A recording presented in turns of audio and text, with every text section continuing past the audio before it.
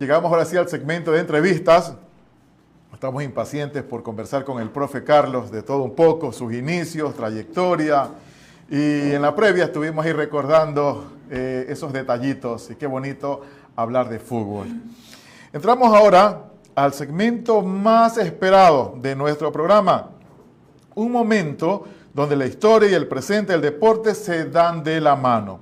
Hoy nuestro SEC se viste de gala para recibir a un verdadero titán del área, un hombre que hizo del gol su lenguaje y de la cancha su territorio sagrado. Estamos hablando de un hijo ilustre de nuestra tierra, una ex gloria del fútbol ecuatoriano, cuya trayectoria es sinónimo de orgullo para todo Milagro. Su nombre brilla con luz propia en las páginas doradas del deporte nacional, pero más allá de sus hazañas como artillero implacable, hoy lo recibimos como un ícono viviente y un maestro que con la misma pasión de sus años de gloria sigue impartiendo sus conocimientos y formando a las nuevas generaciones de jóvenes que sueñan con seguir sus pasos. Nos referimos, por supuesto, al gran Carlos Cubi Rivera. Antes de iniciar esta charla íntima y conocer más sobre su vida y su labor actual como formador, queremos invitarlos a revivir su impresionante trayectoria. Presentamos este tributo a su carrera. Con ustedes, la biografía de una leyenda de nuestra ciudad, Carlos Cubi Rivera. A continuación, le damos play al video. El juego realizado ayer en el estadio Los Chirijos entre Emelec y 9 de octubre.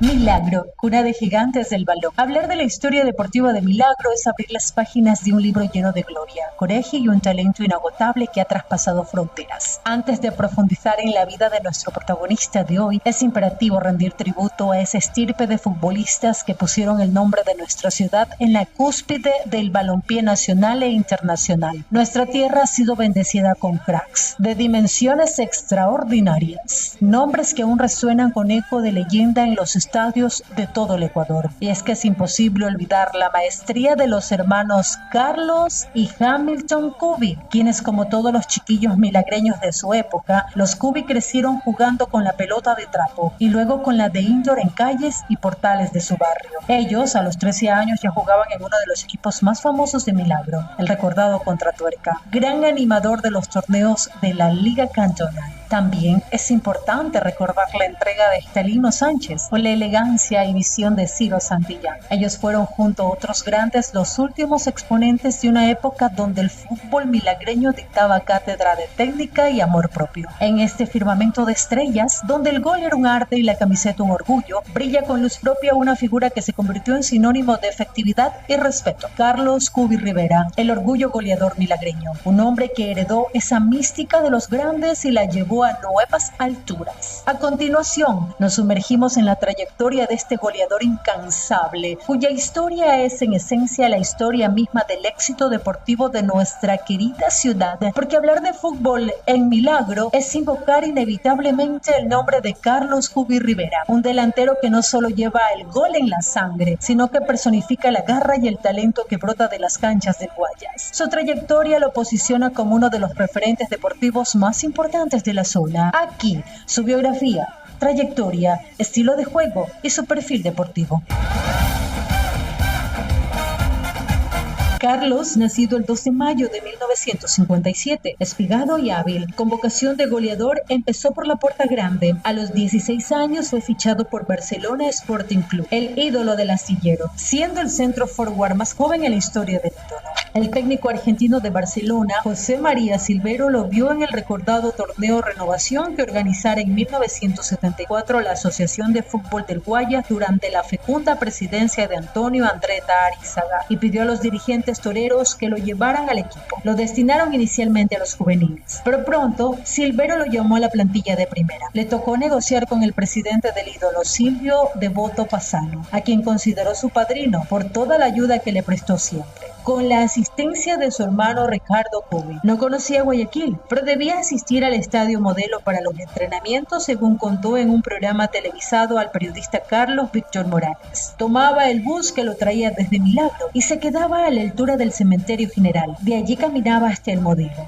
Los problemas para él se daban cuando tenía que ir a cobrar la sede de Barcelona al sur de Guayaquil, en Maldonado y Coronel, y luego no sabía cómo regresar. Después logró que Pepe Páez, el gran jugador brasileño, lo llevara y al retorno lo dejara en Rocafuerte y Mendiburo, de donde salían los buses a Milagro. En 1975, su segundo año en el fútbol profesional, Cubi presentó un pedido de aumento de sueldo. Se lo negaron y regresó a Milagro. El técnico interino, el famoso Washington Chanfle Muñoz, lo fue a buscar para que se reincorpore al club. Ya era un consistente goleador, por lo que le doblaron el sueldo. Los problemas que se originaron en Barcelona a nivel directivo obligaron a Cubi a buscar otros aires. Se fue al Deportivo Cuenca en 1978 y le tocó formar filas con auténticas estrellas como los argentinos Ángel Iciardi, José María Gatti y Agustín Mesiano, y los nacionales Gonzalo Pachaco Castañeda, Fausto Klinger, Iván Garza Caicedo, Ángel Chompi Romero y Vicente Papota Torres. 2 años militó en el Expreso Austral y en 1980 hizo una breve estancia en Everest, pues a poco de llegar lo vinieron a buscar los dirigentes del Audaz Octubrino, el equipo orense más tradicional y popular. El milagreño Cubi hizo una brillante campaña que duró nada más que 11 años y lo convirtió en el goleador histórico del fútbol de El Oro. La fase más notable de esa extensa estancia en el Audaz Octubrino ocurrió en el año de 1987,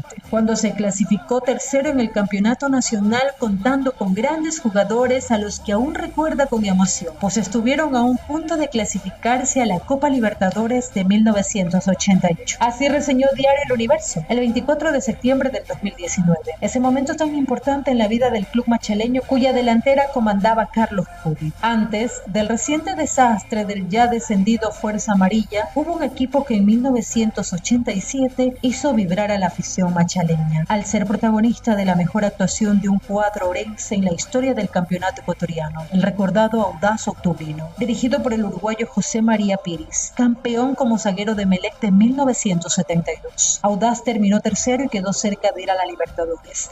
En los tiempos actuales, ese puesto lo habría clasificado a la repesca de la Copa. El 22 de noviembre de 1987, en el Alejandro Serrano, los machaleños igualaron a 0 con Deportivo Cuenca, resultado que metió al Audaz en la liguilla y lo convirtió en uno de los 4 grandes, dijo este diario, porque disputaría la corona junto a Barcelona, quien fue campeón, Filambanco y Deportivo Quito. Los 3.000 hinchas orenses que apoyaron el equipo finalizado el partido invadieron la cancha y alzaron en hombros a los jugadores y al entrenador para celebrar la clasificación lograda en el Estadio Morlaco. Reseñó Diario El Universo. Como héroes volvieron los verdiblancos a Machala. Fue un arribo apoteósico, algo nunca antes visto en nuestra capital. Unas 25.000 personas estuvieron al paso de la caravana para luego apostarse abajo del edificio del Palacio Municipal, donde se instaló una tarima para darles la bienvenida, relató en 1987 Rafael Valdivieso, corresponsal de este diario.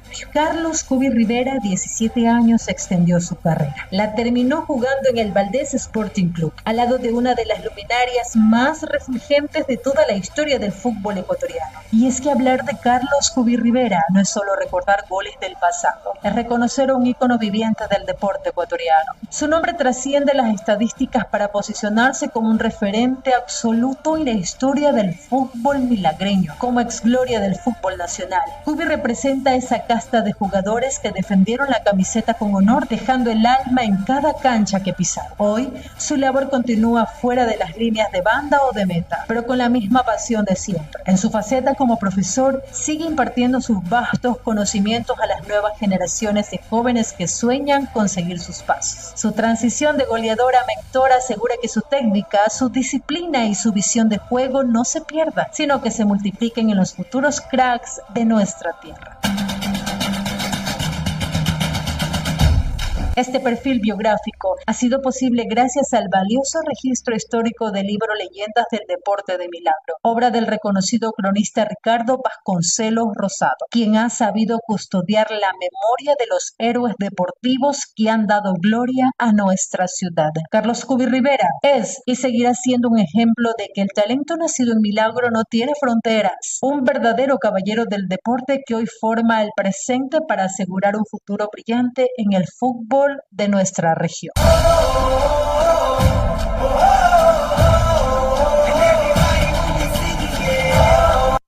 Del juego Estamos presentando tu programa Turismo y Emprendimiento bajo la dirección y conducción del máster Freddy Segundo Lima Caleño.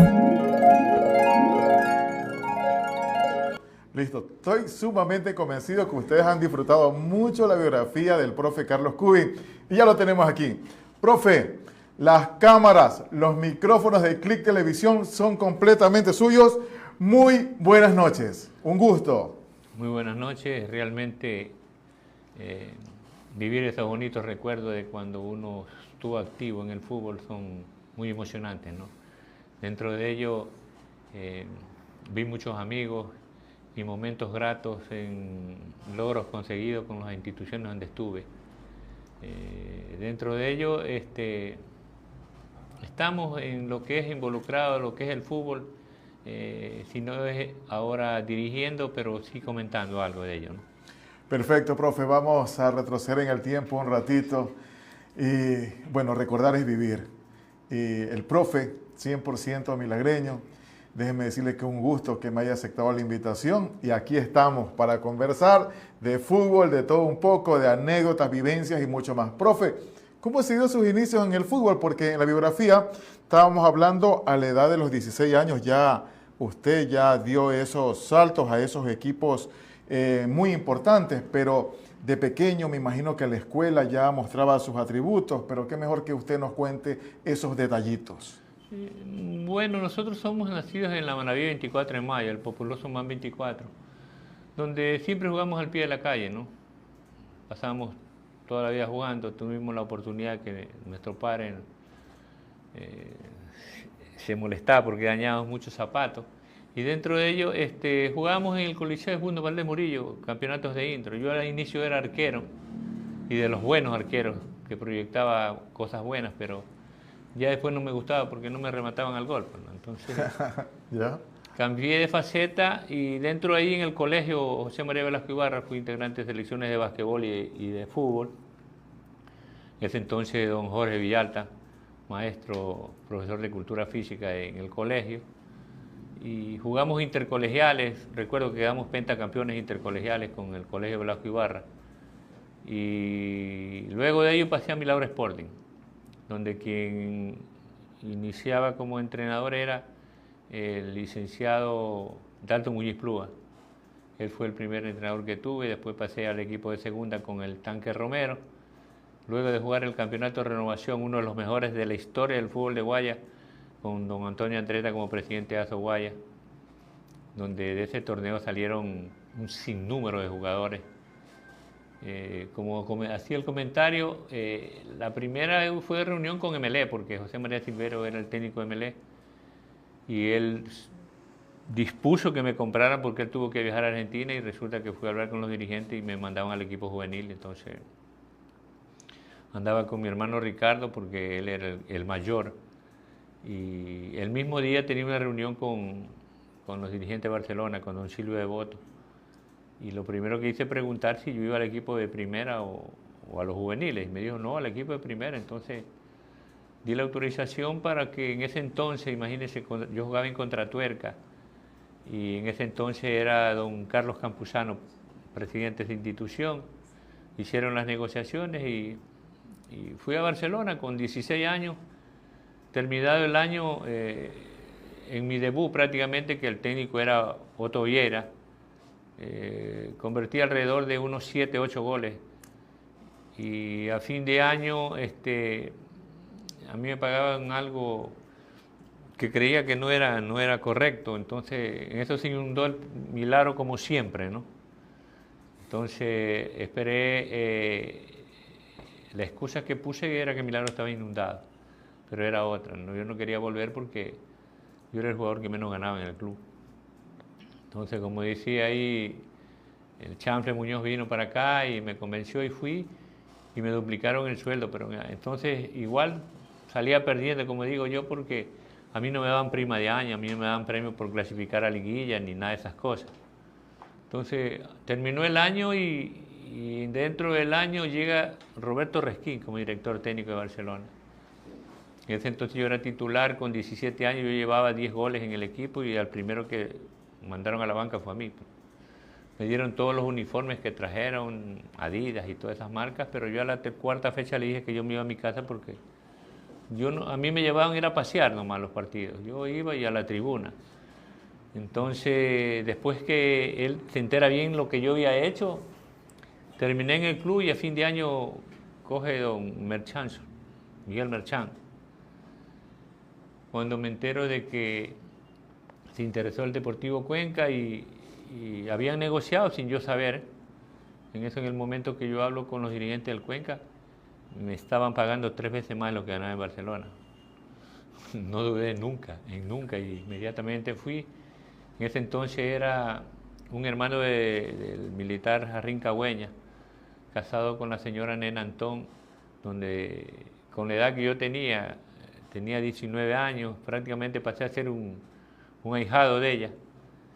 Y me encontré con el Tano Lisiardi como centro delantero, con Gonzalo Pachaco Castañeda. Y dentro de ello a mí me dio lo mismo, ¿no? Porque yo era todavía un muchacho que jugaba por diversión y salía Pachaco y entraba yo, expulsaban al Tano, jugaba yo y convertía goles. Después llegó un momento de que Pachaco tuvo un inconveniente con Ángel Lisiardi, que se encargó del equipo, y comencé a jugar y llegamos a una liguilla. Y me decía el Niño de Oro, me decía Lisiardi, y yo era un muchacho que jugaba por divertir. Me recuerdo un partido que jugamos contra Emelec, que le ganamos 4-0 y yo metí un gol espectacular, que todos los recortes los tiene mi mami, ¿no? Recortes del tiempo que jugué al fútbol. Y luego de ello, después de haber jugado 2 años en Deportivo Cuenca y haciendo buenas campañas y haciendo arriba de 10 goles, resulta de que Mario Tenorio salía como una de las figuras del fútbol ecuatoriano y jugaba en Audaz Octubrino. Entonces hicieron un traspaso. Yo iba al Audaz y Mario venía para acá. Entonces dentro de ello también llegué a una provincia tan buena, ¿no? Donde me trataron de la mejor manera. Mucha gente pregunta que por qué estuve tanto tiempo en el Oro. Resulta que en el Oro, el tiempo que yo estuve jugando en Audaz Octubrino, a mí no me pagaba la institución, a mí me pagaba una empresa, una de las empresas que eran auspiciantes del club, y era la que se encargaba de mi sueldo y de las primas. Entonces yo llegaba a inicios de torneo y a los 3-4 días me llevaban donde la persona que me iba a pagar y me decían que si quería ganar quincenal o mensual, y yo no tenía problema en el club, ¿no? Entonces yo tuve 11 años y dentro de los 11 años una posibilidad en el tiempo del gran Deportivo Quito, de pasar a Deportivo Quito con don Chiriboga, que era presidente, y no se dio. Después en el 87, cuando Audaz hizo esa espectacular campaña, prácticamente yo ya estaba en MLE, pero por caprichos del difunto Carlos Falqués Batalla, quería que compren a Olger Loma, un gran jugador, un gran muchacho, un coterráneo de él de pasaje, mi gran amigo. Y como dijo que puso la condición que si me vendía a mí, tenía que ir Loma. Entonces me le desistió y compró a mi cuñado Eduardo Aparicio. Ahí Eduardo recién llegado a Melé, había llegado de Finlambaco a Audaz. Yo era el goleador todos los años, ese año me pasó por un gol y él fue el goleador del equipo. Y Eduardo pasó de Melé, pues, ¿no? Y ese año el Melé queda campeón.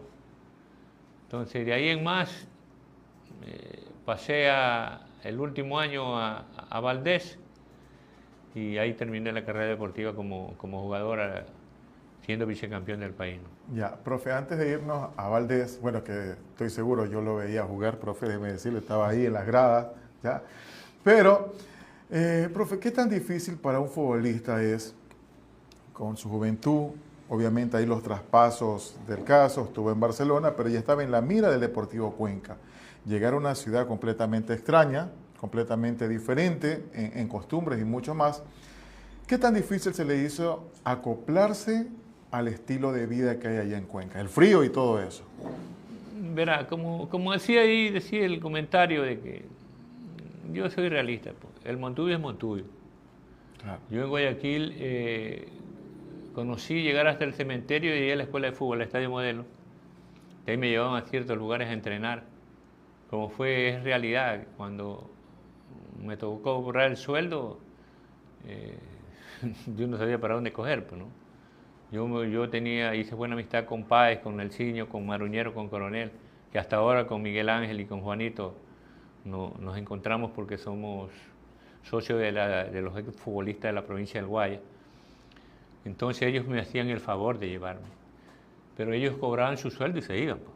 Entonces yo era el último que me quedaba, y en cierta ocasión llegó la Pulga Guerrero, que jugó con nosotros también, y como yo era muchacho y él ya un poquito más de experiencia puede haber venido jugado en MLE, él como vivía en Urdesa y yo tenía que venir de allá del sur, tenía que pasar por el registro civil, y más adelante quedaban los carros, las furgonetas que traían a Milagro. A él le pedí el favor para que me trajera, pero yo le hice una broma que no le gustó y quería que me baje el carro andando. Pues no. Yo, muchacho, como yo digo, montubiazo ahí, paró como a 3 cuadras y me regresé. Y después ya tuve que aprender a movilizarme porque después que cobraba, imagínate, me pagaban en cheque y yo no sabía en qué banco tenía que cambiar la plata. En cierta ocasión pasó de que nos debían varios premios y ya acumulaba como 10.000 sucres. Y llega un día y nos pagan. Imagínate yo, muchacho, ¿qué hago con tanta plata? Me dieron la plata y me la guardé en las partes íntimas y llegué a mi casa, y cuando llegué a mi casa yo la puse encima de la cama de mi mami y me dijo que a quién le venía robando. No, le digo, mami, eso nos dan porque nosotros ganamos y cosas por el estilo. Y de ahí en más, yo le daba a mi mami que guarde la plata, ¿no? Yo el primer año ganaba 2.500 sucres, yo le daba 2.000 y yo tenía con 500, venía y me compraba lo que yo quería, ¿no? Profe, ¿y en Cuenca se acopló específicamente al estilo de vida, el clima, todo eso? Sí, porque como le digo, pasé a ser el ahijado de la señora Antón. Imagínense que yo tenía un departamento por el centro de Quito. Yo vivía aquí y al frente quedaba el club. Y yo tenía que comer, me dieron para que yo coma porque yo era delgado, más allá del aeropuerto de Cuenca, donde un duro de la barra del Cuenca, el Che Pérez, un extraordinario personaje, tenía su restaurante, una parrillada y vendía comida. Entonces, él se comprometió a darme la comida a mí. ¿Y ahora cómo me voy? Ese era otro problema. Entonces, a veces terminaba los entrenamientos y yo tengo gran amistad con Fausto Klinger, y Fausto vivía más allá. Imagínate que nos íbamos del estadio caminando y me dejaba ahí en el comedor y él vivía más arriba. Entonces lo hicimos un hábito prácticamente, porque yo comía al mediodía, entonces terminaba el entrenamiento a 11:30, hasta que llegaba acá a 12:30, comí y después sí, en ese entonces había colectivo y regresaba para el centro. Yo necesitaba llegar al centro de la ciudad para saber dónde yo vivía. Entonces después ya me acostumbré, hice buena época, ¿para qué? 2 años estuve en Deportivo Cuenca y hicimos, cuando clasificamos a la liguilla, cuando fue el último año que jugó, yo jugué el primer año que jugué, Lisiardi ese año ya él se fue, ya no jugaba y después va a Barcelona. Después de Cuenca va a jugar a Barcelona y fue rival de nosotros.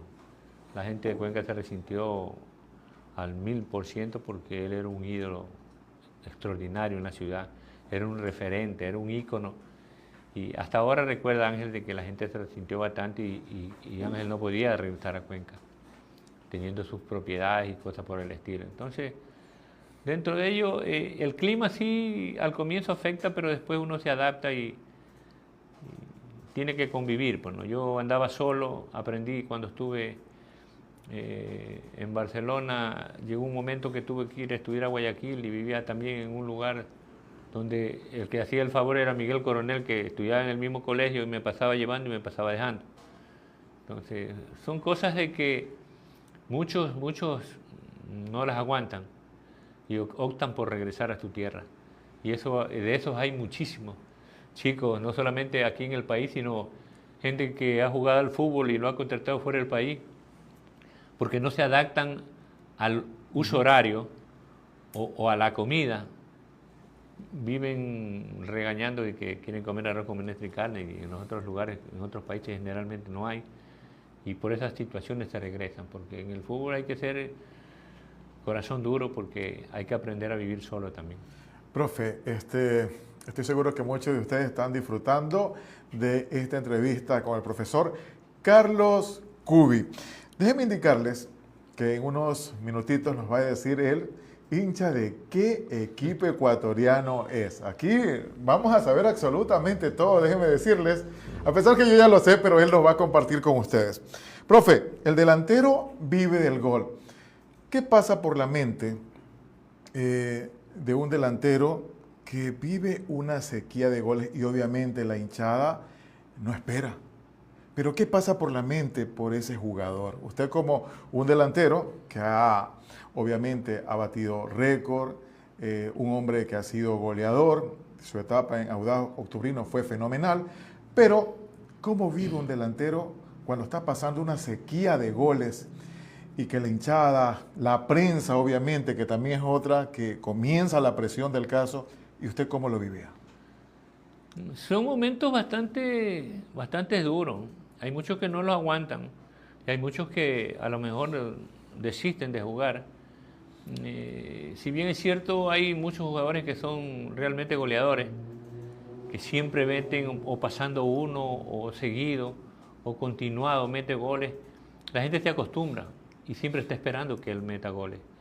En esos momentos son bastante frustrantes, ¿no? Son frustrantes porque ya uno yo acostumbrado a hacer un gol. Yo tuve la oportunidad que hubo una persona que me pagó en Machala, un chico Encalada, Manuel Encalada, un nieto del otrora multimillonario del Oro.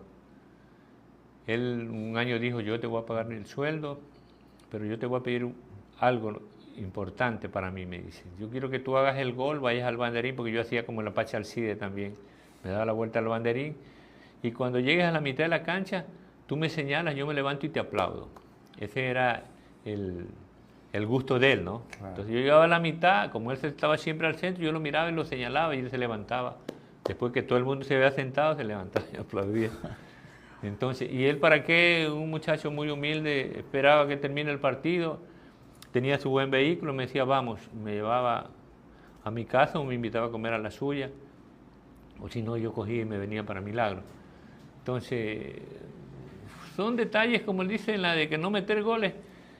Hoy por hoy hay más presión, más que todo con los que vienen con el nombre de goleadores.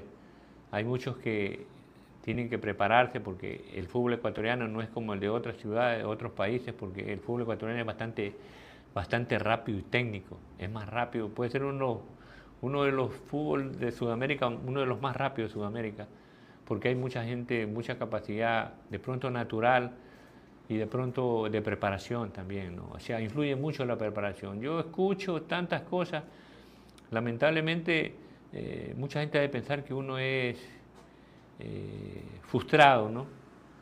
Pero viendo el fútbol, de pronto viendo preparaciones, yo sí me he preparado bien y me sigo preparando, aunque los espacios lamentablemente en el país no se dan. Este año he tenido unas frustraciones y unos desengaños lamentables porque no hay espacio para el ecuatoriano en lo que es relacionado al fútbol. Entonces, y mire, ni para el futbolista porque todavía hay 8 jugadores extranjeros por equipo. Exacto, así es. Entonces, el comentario de muchos dirigentes fue de que el jugador extranjero es más barato que el ecuatoriano. Yo hago una referencia y que la gente tenga conciencia en esto. El dólar nuestro es igual al brasilero, al único. Y nuestro dólar es superior al resto de Sudamérica. Yo no puedo ganar, el dólar nuestro es dólar nuestro. El uruguayo es uno, el argentino es otro, el peruano es otro, el colombiano es otro. Siempre nuestro dólar es mucho más. Entonces, Si a otro señor de otro país le pagan 5.000, son 15.000. A usted le pagan 3.000, son 3.000. A usted le pagan 2, son 2. Entonces, y supuestamente el ecuatoriano es más caro y llega un extranjero y llega a ganar 30, 40 mil dólares. Exacto. 50 mil dólares. Pero eso no hace referencia el dirigente ni el aficionado, ¿no? Un técnico ecuatoriano le dice lo llaman por A o de circunstancia y le dice que quiere ganar 5.000. Y le dicen que sí ha ganado la Copa Libertadores de América. Y hay gente que ha venido a ser entrenador en nuestro país, se han ganado un nombre. Le hago una referencia con respeto. Miguel Ángel Brindisi no dirigía a nadie en Argentina. Llegó aquí y llegó a ser vicecampeón de América. Vicecampeón de América, claro que sí. Ramón Insúa, ¿qué fue en Argentina? Nada. Después que salió de acá fue lo que fue a dirigir en Argentina y quedó campeón sudamericano, de la Sudamericana, creo, con San Lorenzo. Entonces, a lo mejor mucha gente piensa decir que yo soy un resentido social, pero no, son realidades que lamentablemente el pueblo ecuatoriano debe entender y debe hacer valorar lo nuestro, como hizo Colombia. Colombia llegó un momento que estuvo igual que nosotros, pero hicieron prevalecer los colombianos y hoy por hoy el colombiano es respetado en su propio Colombia, ¿no?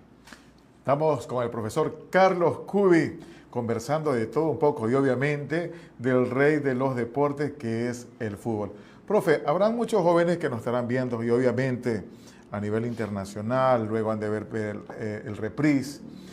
¿Qué capacidad tiene que tener un futbolista cuando va a un estadio que va de visitante? Obviamente tengo una hinchada en contra y se escuchan muchas cosas ahí, muchos calificativos y muchas cosas, pero el futbolista que no está preparado mentalmente, obviamente va a sufrir un bajón. Pero, ¿cuál es su recomendación, profe? ¿Cómo usted lo vivió? Y obviamente un consejo para esa generación que ya está jugando al fútbol, pero todavía no está en esas grandes ligas. Y qué mejor que tenemos aquí al experto, el profesor Carlos Cubi. Verá, dentro de esto, y casualmente, yo sí me lleno la boca, porque aquí en mi Milagro, como yo digo, hay cualquier cantidad de chicos con capacidades. Capacidad es una y preparación es otra. Y en relación a lo que usted dice, es real, ¿no? Pero después de que jugué al fútbol y después me preparé como entrenador, todo está en la preparación. La preparación física y mental. Porque si eres malo de cabeza, el aficionado te come. El aficionado es muy grotesco y a mucha gente piensa que como todo el mundo grita, es mentira, se oye clarito. Exacto. Clarito. Los insultos son al oído. Si usted se pone a hacer caso a lo que la gente dice, no existe. Y usted sí se ha dado cuenta que cuando hay mucha gente que lo critican y mete un gol y después se las va a gritar a la gente. Y hay mucha gente que se enoja y le tira cosas. Entonces, de pronto es un mal hecho, ¿no? Porque usted está, como se dice vulgarmente, toreando al aficionado. Y el aficionado tiene un objeto y se lo va a tirar. Y por eso ciertos estadios han cerrado. Entonces, yo pienso que es preparación. Aparte de la preparación, los que lo preparan también tienen que prepararse, porque hay métodos específicos dentro que son las preparaciones y medir las capacidades para saber cuando un jugador está en óptima condición. Porque usted ve que en ciertos partidos de la Liga Pro dicen que en los últimos 15 minutos hay equipos que no caminan.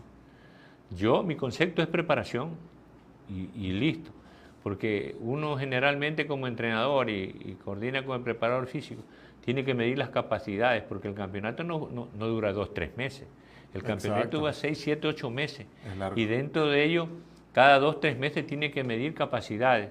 Porque si se confía con el cuento ese de la pretemporada, que antes en la pretemporada lo llevaban a la playa y era para morir, ahora no hay necesidad de la playa. Son métodos muy diferentes, que hay, con una cancha de fútbol usted puede preparar un equipo en 10, 15 días de la mejor manera, metiendo capacidades y midiendo la capacidad de oxígeno en el organismo del deportista, porque eso influye en la capacidad de oxígeno que tiene en el organismo para poder resistir. Entonces, dentro de ello, yo pienso que es preparación física y mental. Profe, aquí tengo un mensajito de Juan Carlos Barona. Saludos, profe Carlos Cubi, un excelente futbolista Y también nos da un comentario aquí, dice, lamentablemente en Milagro no hay apoyo al deporte, en especial al fútbol. Un fuerte abrazo, Juan. Así es, tiene toda la razón. Si aquí hubiera una persona pudiente, escucho los comentarios de ahora último, unos años atrás, que ya no sale deportista milagreño. Exacto. De salir salen. Si usted va a revisar los documentos de ASO Guaya, en los equipos, todos los equipos de segunda categoría de Guaya va a encontrar milagreños.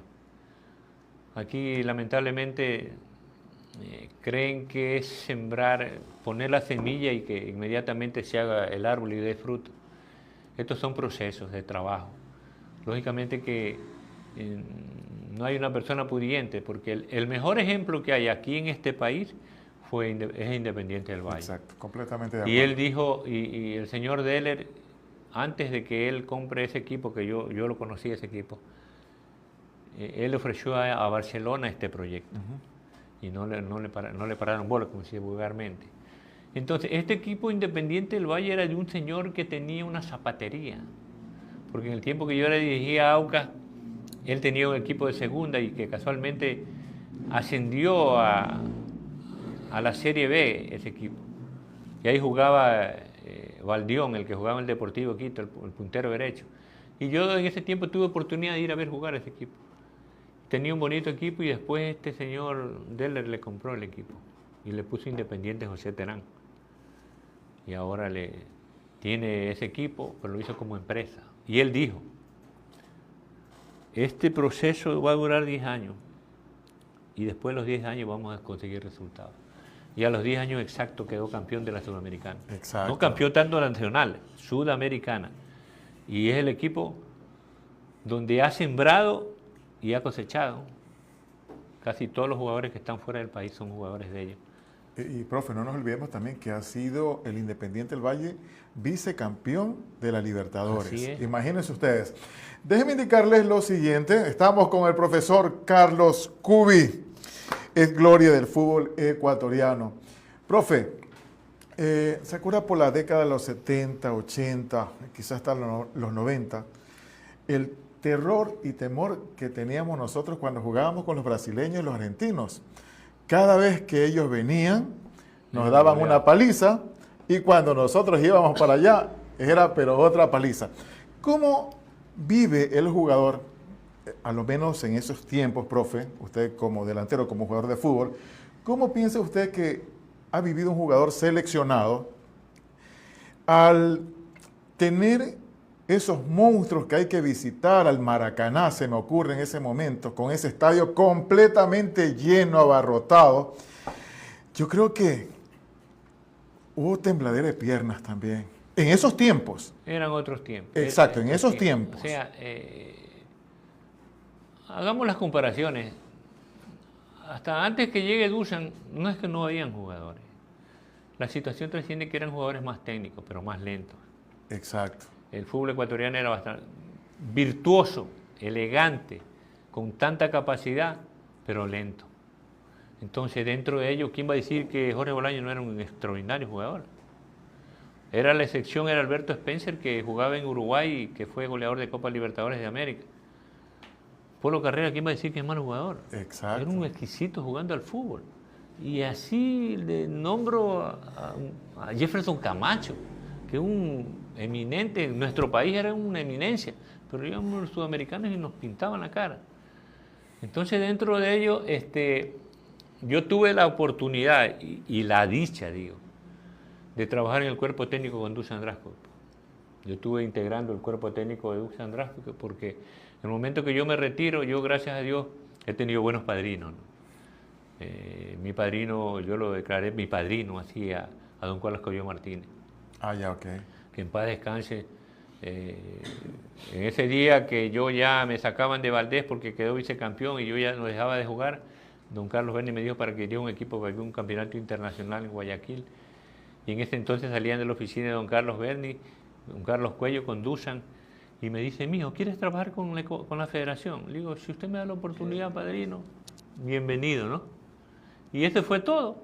Ni a los 8 días me llamó Me llamaron de la federación para que vaya allá con López para ser asistente técnico de mi gran amigo y maestro Otto Morcillo, que en paz descanse, para ser asistente técnico de la selección sub-17.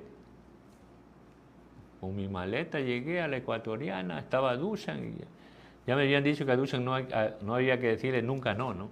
Que hoy sí. Tuve todo el proceso con la sub-17. Después de ellos van al sudamericano. Fui a una competencia en Venezuela, como casi 25 días, regresamos, fueron al sudamericano a Colombia y yo no voy al sudamericano, va Otto Morcillo solo. Y resulta que al retorno me llaman a la federación y me dice don Carlos Cuello que si yo tendría el valor de ser el encargado de la selección sub-17 para ir a los bolivarianos a Bolivia, a Cochabamba. Yo le digo, yo no tengo ningún problema. Listo, entonces tú ahorita eres el entrenador de la sub-17 y Duffer Alman va a ser el preparador físico. Le digo, Duffer tiene inconvenientes en la universidad porque es docente en la Universidad de Guayaquil. Y yo tengo a mi amigo Jorge Paliña Márquez, que fue el 9 de octubre, licenciado en Cultura Física. Digo, él puede ser mi preparador físico. Y él tiene título, sí tiene título. Correcto, llámalo que venga. Y luego nos fuimos a los bolivarianos, pues, y ahí fue que yo descubro a Caviedes, pues. ¿Usted lo descubrió al Nine? Yo anduve en la selección, anduve visitando porque antes había campeonatos nacionales amateur a nivel provincial. Yo era un campeonato al oriente y yo era mandado por la Ecuatoriana de Fútbol a ver ese torneo. Y vos ese flaquito un día metió 2 goles, digo, interesante el muchacho. Al otro día fuimos, metió 3, después al otro 2. Yo lo puse porque él tenía 15 años ahí, porque estaba pidiendo de 15 años como a 10 chicos de 15 años. Y cuando a mí me dan la selección sub-17, el primero que llamé fue a él. Lo llamé a él, estaba en la selección concentrado, estábamos a 4 o 5 días de viajar a los bolivarianos, y me pide permiso y yo no le di permiso porque ya estamos a una semana, le digo, una semana que no vas y otra que es el torneo y regresamos en 15 días estás en tu casa. No sé quién le dio permiso y hasta el día de hoy se me le espero. fue. Profe, excelente, qué buenas anécdotas. Estamos con el profesor Carlos Cubi. Muy bien. Voy a leer los mensajitos. Jorge Enrique Narváez Jurado. Jorge, un gusto que estés conectado. Nos dice lo siguiente. Saludos al profe, estimado Freddy. Harta experiencia en fútbol profesional. Excelente, también lo tengo aquí a Juan Carlos Barona. Dice, el declive del apoyo al fútbol profesional en Milagros se debe principalmente a una combinación de gestión deficiente, la falta de inversión sostenida y la ausencia de equipos locales que logren consolidarse en las categorías de privilegio del fútbol ecuatoriano. Profe, créanmelo que cuando estamos hablando de fútbol, el tiempo se nos va rapidísimo. Profe, díganos a nosotros, hincha de qué equipo ecuatoriano es. Cuéntenos. Simpatizante del Club Sport MLE. ¿Simpatizante nomás, profe? Sí, o sea, digamos, mi hijo es el fanático a muerte, ¿no? Mi esposa igual porque su hermano jugó en MLE. Nosotros, Ricardo también, MLEcista. Hamilton entre que es y no es. Pero yo sí, digamos, desde, ¿qué le digo? Para un día del padre me invitó a Guayaquil mismo y me dijo para que se haga socio de MLE. Y me hizo socio hasta el día de hoy. Y en el espacio que hay ahí, estamos en el estadio. Este fin de semana no pudimos ir porque tenemos el compromiso de que hacemos torneos aquí en Milagro sábado y domingo, y entonces primero dijeron que iba a jugar a las 9 de la noche, después la bajaron a las 4:30 y chuta, qué frustración porque como buen MLEcista estamos en las buenas y en las malas.